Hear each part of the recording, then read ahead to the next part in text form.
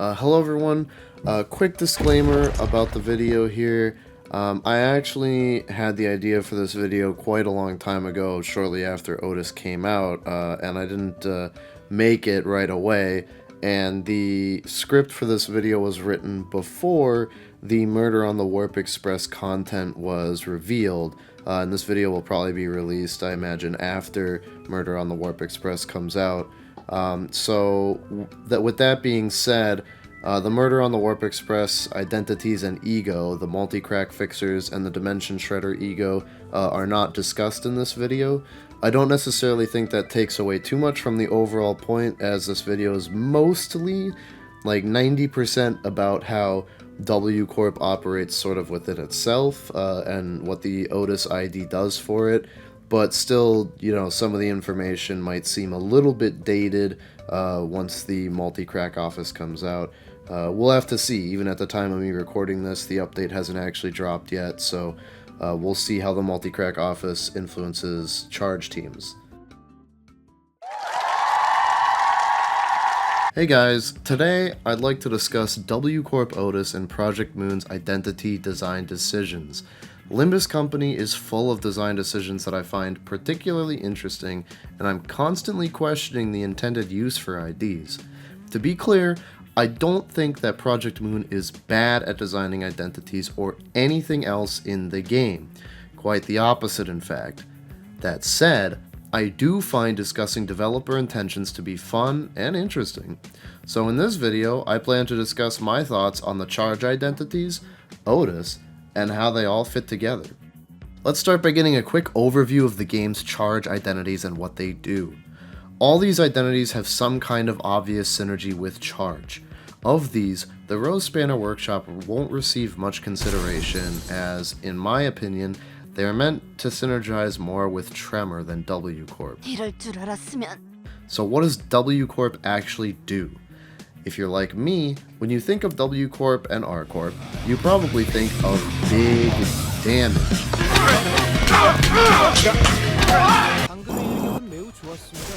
This is a concept that carries over from Library of Runa, where you had Ripple and Rip Space, both powerful and becoming even more powerful by using charge. Quick Suppression, Mind Whip, Rip Space, DDEDR, Rip Dimension, all of these skills primarily roll high and do huge damage. It is true that they all have other effects, but I would argue that when people think of Rip Space, they don't think of heads hit inflict 5 rupture on the 5th coin, or when thinking of DDEDR, that it grants 7 charge barrier on kill on specifically the 4th coin of the skill. The 5 fragile that Quick Suppression applies is technically a status and is quite relevant, but serves the greater purpose of having a turn of massive burst damage. Again, I don't think people think of using Quick Suppression because it inflicts a total of 6 rupture. I'm mostly focusing on skill 3s here, but special shout out to Leap on both Dawn and Ryoshu for dealing huge damage and debuffing. So what do the other half of the W and R Corp IDs do? Starting with Yisang, he's an obvious rupture powerhouse. He's got 6 rupture with 2 extra count on skill 2, and a bunch of rupture on skill 3. With the added benefit of inflicting Dimensional Rift for even more rupture count, this guy's at the wrong company. He should be working for the 7 section fixers. R Corp Mersault is a tank that inflicts bleed, an impressive amount actually, but that's about it. Hong Lu inflicts 5 rupture on skill 3, and has multiple skills to gain charge barrier, including his guard skill, but that's also about it. As for W Corp Faust and Mersault, they're built for debuffing enemies. Defense level down, slash fragility, bind, attack power down, paralyze, all solid debuffs. Worth noting, by the way, that Mersault can also inflict rupture. So W Corp IDs can cash out charge for big damage, debuff enemies, and they inflict a minor amount of rupture, with the exception of Yisang, who inflicts a lot. So, given all that background, what does W Corp Otis do? Her design seems to serve 2 masters at once, support and damage. She has no boost to offense level on the ID, but can increase her power through charge. Her skill 1 will get extra base power and clash power based on her charge count, and her skill 2 will gain coin power by consuming charge count. Additionally, her combat passive will apply clash power up based on her charge to W Corp allies, including herself. The more charge, not charge count, but charge that she gains, the more clash power she can give out. She can also give out a large amount of charge barrier to herself and allies based on how much charge she has, anywhere from 3 to 8. Finally, she can inflict bind with her second skill for just an added bonus. Low offense level and support effects must mean that she's an identity meant for supporting her allies through long fights rather than dealing burst damage. Right? Well, let's take a look at her skill 3, Rip Dimension. This skill can cash out charge just like other W Corp ID skill 3s to roll high and deal big damage, but perhaps more importantly, she applies a unique status, Load, to the other sinners. Load supercharges the damage of any skills that consume charge count by up to 30%, or 15% for non-W Corp allies. However, it only applies a load equal to Otis's charge, again, not charge count, and it applies based on resonance.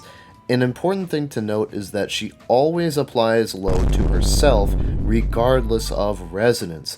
This means that you only need a resonance of 5 rather than 6 to distribute your load to all your allies. Oh, you nasty ass bastard! Another important note is that she seems to apply load randomly, not based on deployment order or based on which sinners are using skills that actually consume charge count, just randomly. This becomes a problem later. So now, for the $1,billion question. How does it all fit together? If your goal is to use W Corp units to deal big damage in a single turn, then load has 2 glaring issues. The first is that it applies load based on the charge Otis has on herself, something that can only be increased by spending charge count. So when you initially blow your load, you're likely not getting the maximum possible boost. And if you want to burst an enemy down, say a railway fight for a shorter time, you'd want that 30% ASAP. Now, a boost is a boost, sure, but why have the damage increase so much over time? It seems like the game is rewarding you for taking more time on fights, which isn't bad inherently, but it's something that you'd never really want to do. There's never really a reason to in Limbus Company, and in fact the railway existing shows that the current primary form of skill expression in Limbus Company, at least that the developers have given us, is through doing fights quickly, at least in the fewest turns possible. But the way that W Otis operates seems to be antithetical to this. However, I think there's an even bigger issue with load right now.